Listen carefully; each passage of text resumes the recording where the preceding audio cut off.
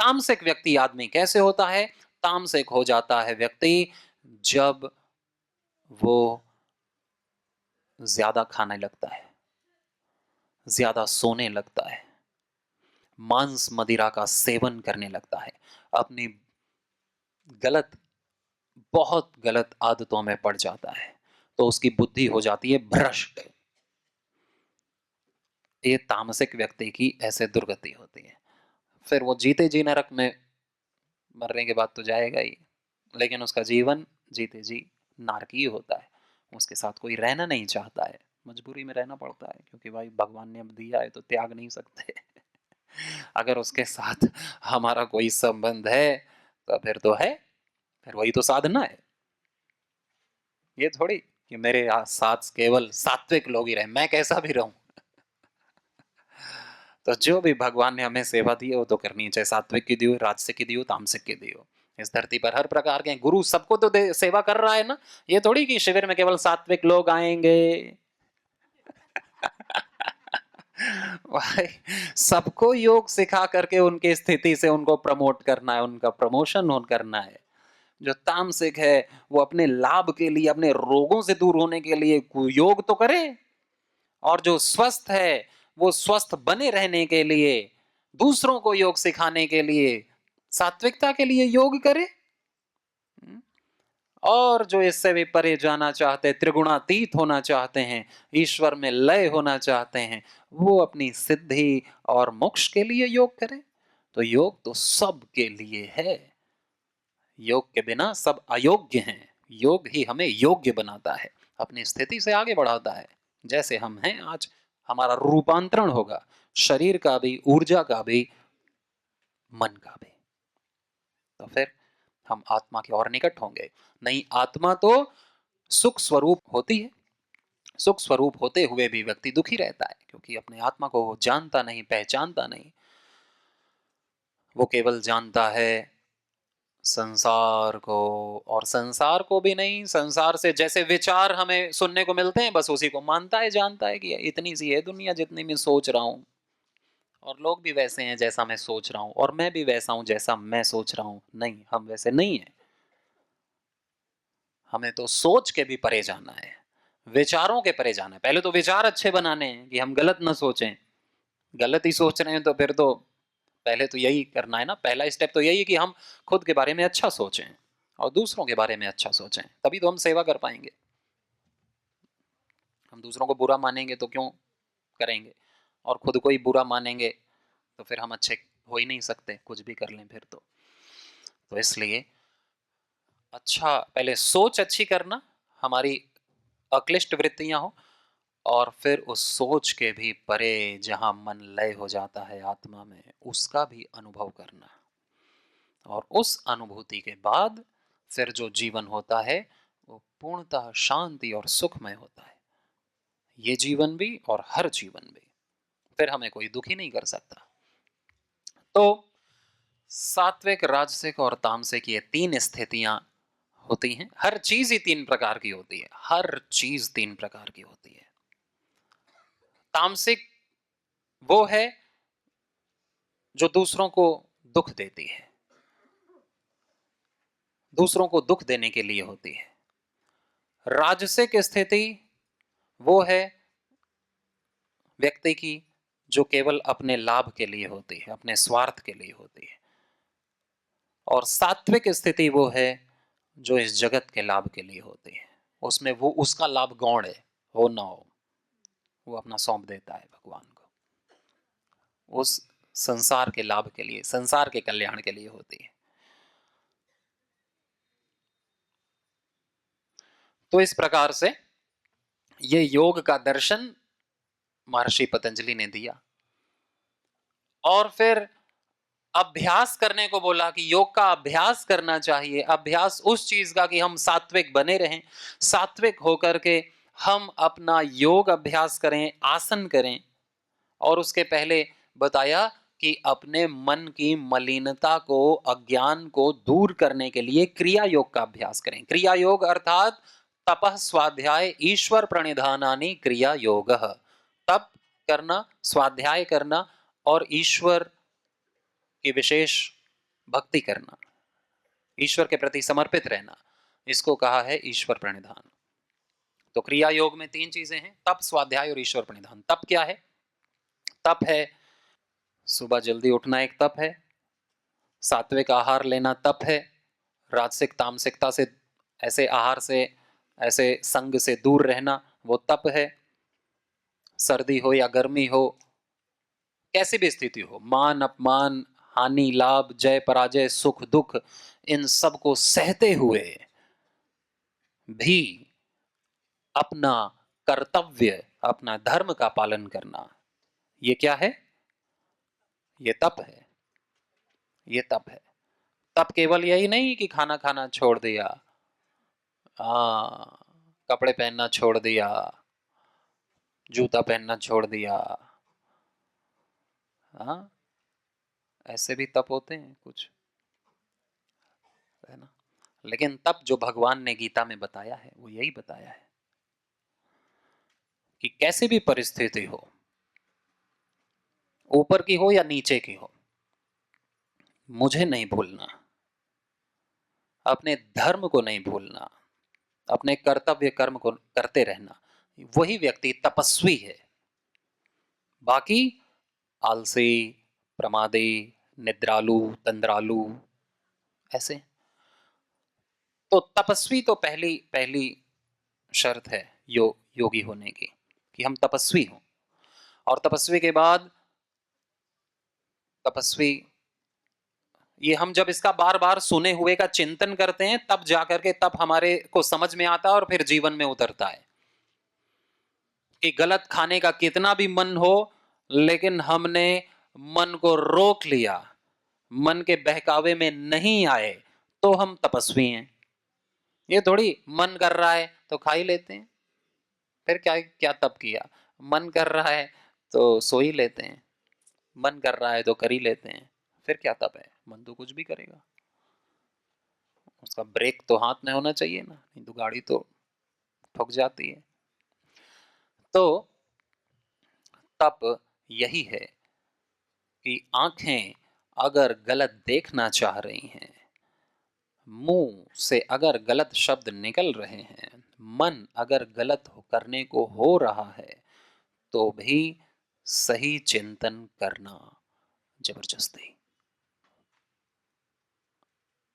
सही चिंतन करना, उसके बावजूद भी प्रतिपक्ष भावना करना, बुरा करने से डरना, भय करना,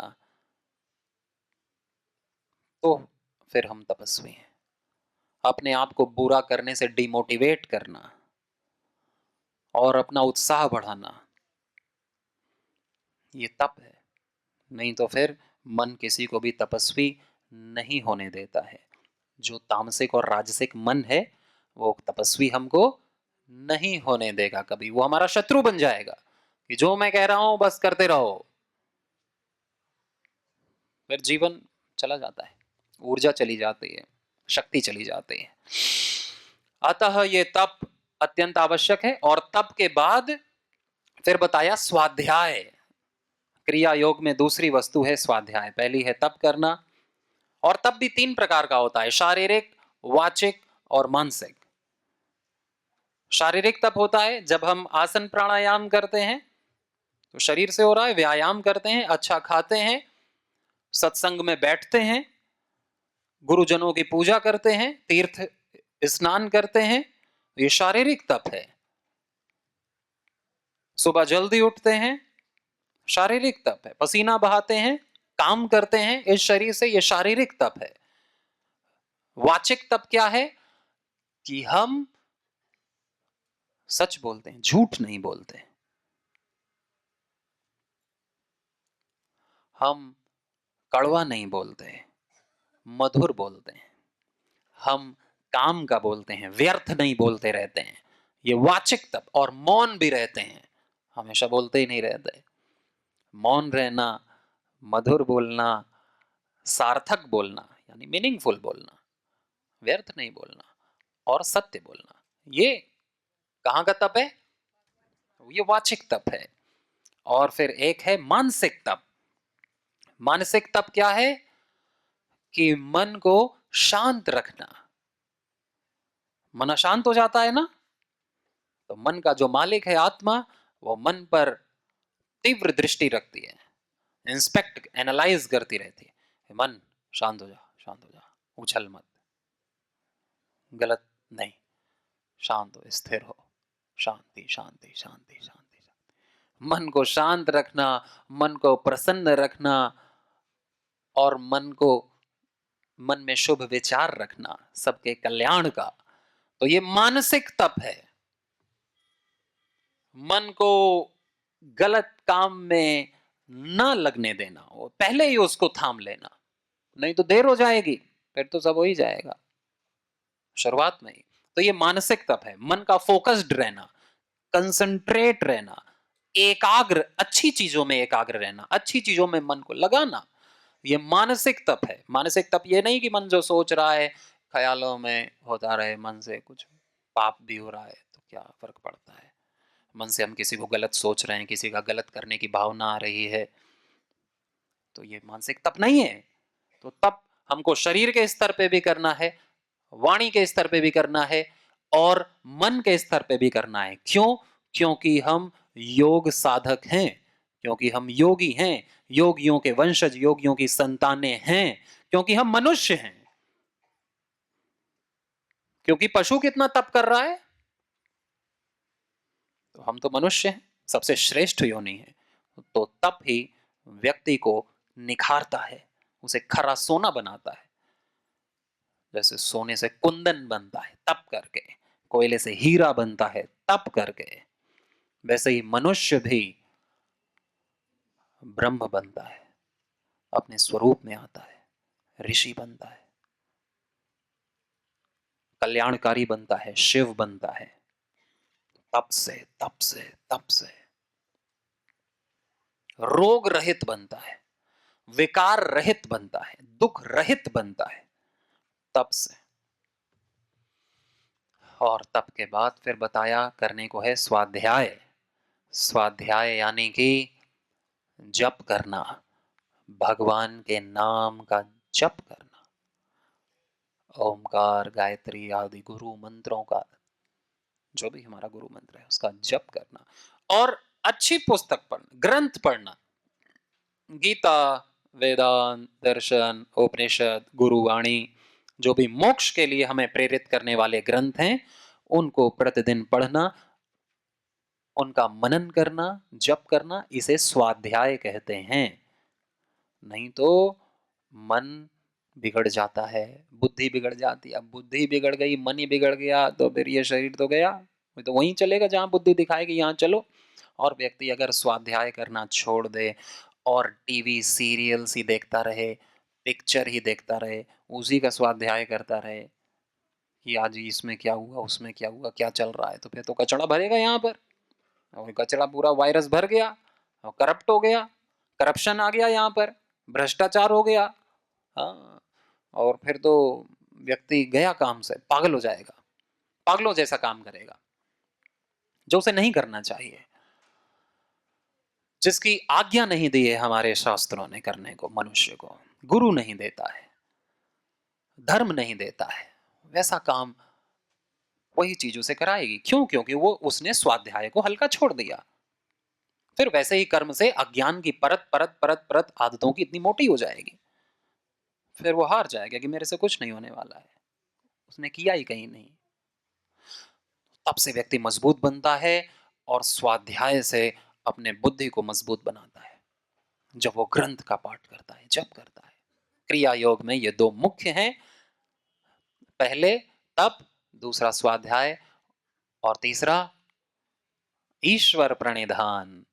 ईश्वर प्रणिधान यानी ईश्वर की भक्ति पूरे समर्पण के साथ। भक्ति ऐसी नहीं कि हम ईश्वर से कुछ चाहें तो हम भक्ति करें, और ईश्वर तो ईश्वर है, ईश्वर तो एक ही है, इस समस्त ब्रह्मांड का ब्रह्मांड नायक, जो सर्वशक्तिमान है, जो सबके भीतर है, मेरे भी, जो सब जगह है, यहां भी, जो हर समय है, अभी भी, जिसके कारण से ही वायु चल रही है, जिसके कारण से ही सूर्य चमक रहा है, जिसके कारण से ही पेड़ ऑक्सीजन दे रहे हैं, कार्बन डाइऑक्साइड सोख रहे हैं, जिसके कारण से ही ये आंखें देख पा रही हैं, मुंह बोल पा रहा है, कान सुन पा रहे हैं, मन सोच पा रहा है, उसी ईश्वर के कारण से, जिससे हर व्यक्ति को उसके किए का फल मिल रहा है। कोई तो देखने वाला है ना, कर्म फल देने वाला, वही ईश्वर जो सबके कर्मों को नोट कर रहा है उनके भीतर बैठ करके, उनके सोच को भी, उनके विचार को भी पढ़ रहा है और उसी के अनुसार उनका जीवन बन रहा है, फल मिल रहा है। इसमें ईश्वर की क्या गलती है? ईश्वर तो बस नियम से चल रहा है, जैसा करो मर्जी हमारी। तो इसीलिए ईश्वर के दिए गए जीवन को, ईश्वर से दिए गए अवसर को ईश्वर के लिए ही लगा देना, उससे कुछ चाहना नहीं, क्योंकि उसने बिना चाहे ही सब कुछ दिया है और आगे भी देगा, आगे भी देगा, हमारी हर इच्छा को पूरी करेगा। धैर्य रखना, धैर्य पेशेंस रखते हुए ईश्वर को सब कुछ सौंप देना, अपने सारे संकल्प, अपनी सारी मनोकामनाएं, अपनी सारी इच्छाएं, सब कुछ ईश्वर को सौंप देना। जो भी मुझे चाहने की इच्छा हो, सब ईश्वर मैंने तेरे को सौंप दिया, अब तू जप दे, मैं तो बस तेरा स्मरण, तेरी भक्ति, तेरे लिए कर्म करूंगा। जो तूने मुझे कर्म सौंप रखे हैं, कर्तव्य सौंप रखा है, वो मैं करूंगा। क्यों करूंगा? क्योंकि तूने दिया है, तेरे लिए करूंगा और मैंने तुझे सब सौंप दिया। इसको कहते हैं ईश्वर प्रणिधान। ईश्वर प्रणिधान कि किसी लौकिक वस्तु की इच्छा ना करके भगवान का सुमिरन करना और भगवान का सुमिरन करने वालों की सेवा करना, उनका सानिध्य करना, उनका संग करना और ईश्वर के बनाई गई इस सृष्टि की सेवा करना। ईश्वर की बनाई इस सृष्टि को और सुंदर बनाना, अपने सामर्थ्य के अनुसार, अपने विवेक के अनुसार, जितना सामर्थ्य हो इस सृष्टि को हम जो भी दे सके। मैं दाता हूं, भगवान ने मुझे देने वाला बनाया है, मैं दूंगा। ज्ञान, प्रसन्नता, उत्साह, जो भी मैं दे सकता हूं। तो इसे कहते हैं ईश्वर प्रणिधान। जब हम तप करते हैं, स्वाध्याय करते हैं और ईश्वर की भक्ति करते हैं, तो हमारी जो मोटी परत है अज्ञान की, वो पतली होती है, फिर वो क्षीण होती है, डिप्रिशिएट करती है और फिर हम योग में हमारा जल्दी प्रवेश होगा, फिर हमारा जल्दी प्रवेश होगा। ठीक, नहीं तो आधार गलत हो जाएगा। फिर भगवान महर्षि पतंजलि ने कहा यम, नियम, आसन, कई प्रकार के आसन बताए, है ना? बैठ करके, लेट करके, खड़े हो करके, आगे झुकने वाले, पीछे झुकने वाले,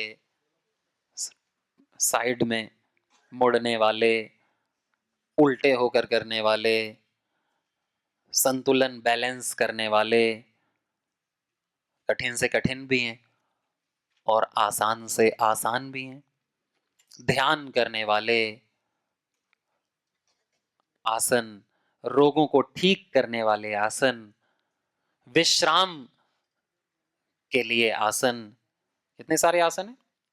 बाद में हठ प्रदीपिका आदि ग्रंथों में बहुत सारे आसन बताए। यहाँ भी आपको आसन बताए जाते हैं, है ना? रोगानुसार आसन, थायराइड वाले आसन, कमर दर्द वाले आसन, मोटापे वाले आसन, इनफर्टिलिटी को ठीक करने वाले आसन, डायबिटीज वाले आसन, तेज दिमाग करने वाले आसन, बुजुर्गों वाले आसन, सूक्ष्म व्यायाम, बच्चों वाले आसन, है ना? युवाओं वाले व्यायाम,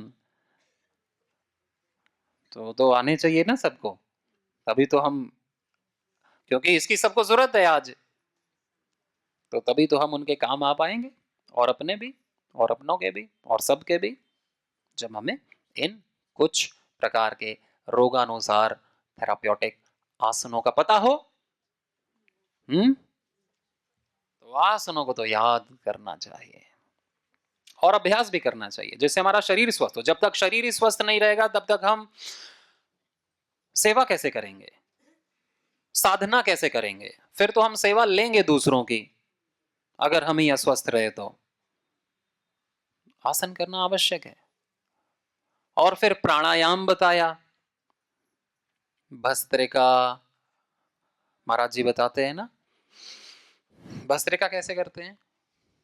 चलो 1 मिनट करेंगे भस्त्रिका।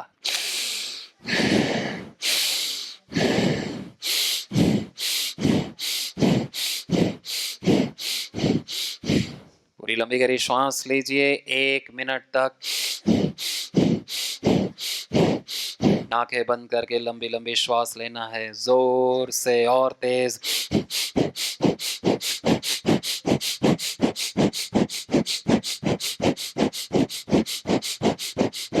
जितना तेज ले सकें उतना तेज लें, और जो थक जाएं, तेज ना ले पाएं तो धीरे धीरे लेना। फिर 10 सेकंड तक और लीजिए।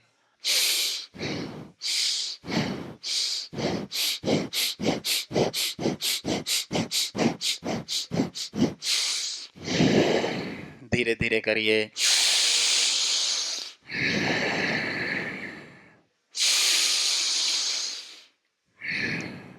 और अब ध्यान करिए। कमर सीधी रखनी होती है, सीधे बैठना होता है, झुक करके नहीं, कमर गर्दन सीधी। अब विश्राम, आसन के बाद अब थोड़ा ध्यान।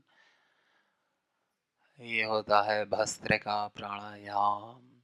प्राणों की सारी शक्ति हमारे भीतर आ जाती है, हमारी शक्ति बढ़ जाती है क्योंकि हमने ज्यादा प्राण खींचे हैं। प्राणों की सारी शक्ति, ऊर्जा हमारे रोम रोम में, नस नाड़ियों में प्रवेश करती है और मन को भी शांत कर देती है। तेज भस्त्रिका करना अच्छा है। क्यों? क्योंकि मन तुरंत शांत हो जाता है। किसी को नींद ज्यादा आ रही होती है बैठे बैठे सत्संग में, पढ़ाई में, योग में, तो नींद भी उड़ जाती है ना? नींद भी उड़ जाती है और विचार भी उड़ जाते हैं। शांत हुआ मन, है ना? किसी किसी को चक्कर भी आने लगा होगा, है ना? तारे जैसे चमक रहे होंगे या चींटियां जैसी चल रही होंगी। होता है ऐसा ना? वो तो होगा ही, क्योंकि अचानक से ज्यादा प्राण डाल दिए हैं। सारी नस नाड़ियां अचानक से चौकन्नी, अरे ये क्या हो गया? सारे सेल्स अचानक से ऊर्जा से भर गए। तो बहुत शक्तिशाली है ये। देखो, आधे मिनट में इतनी हमको ऊर्जा आ जाती है। फिर इसको तो 5 मिनट, 10 मिनट, 15 मिनट तक कराते हैं कि ऑक्सीजन की कमी ना हो, क्योंकि ऑक्सीजन की कमी से भी रोग होते हैं सारे। हमारी कोशिकाएं मरने लगती हैं, दिमाग कमजोर होने लगता है, मन विचलित होने लगता है, डिप्रेशन में आदमी जाने लगता है, शरीर में कंपन होने लगता है, नस नाड़ियां कमजोर होने लगती हैं। तो इसलिए आसन के बाद प्राणायाम का विशेष महत्व है, भस्त्रिका प्राणायाम। फिर दूसरा है कपालभाति।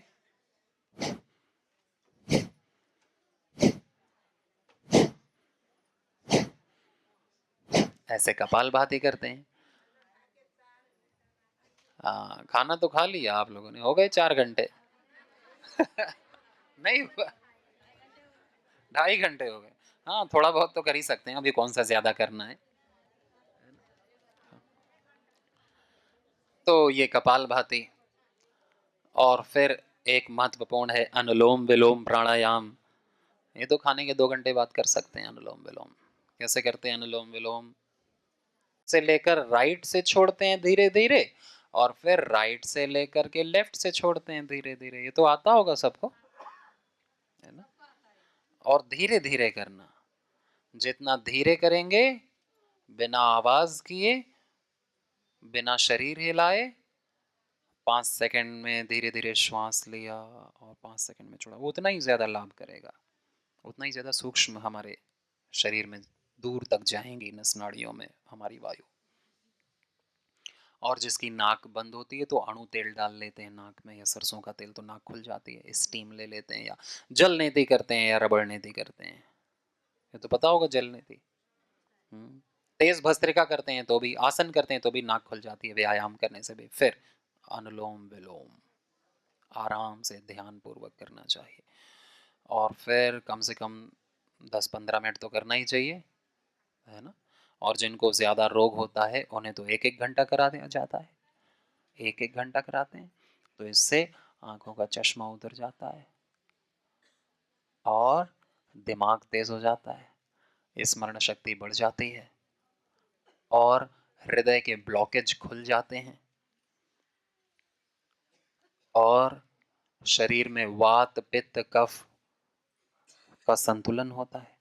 मन जिनका अशांत होता है उनका शांत हो जाता है, अच्छी नींद भी आती है, फिर अच्छी भूख भी लगती है, क्योंकि हमारे पूरे शरीर में प्राणों का संतुलन हो जाता है। नहीं तो प्राण असंतुलित होने से रोग होते हैं।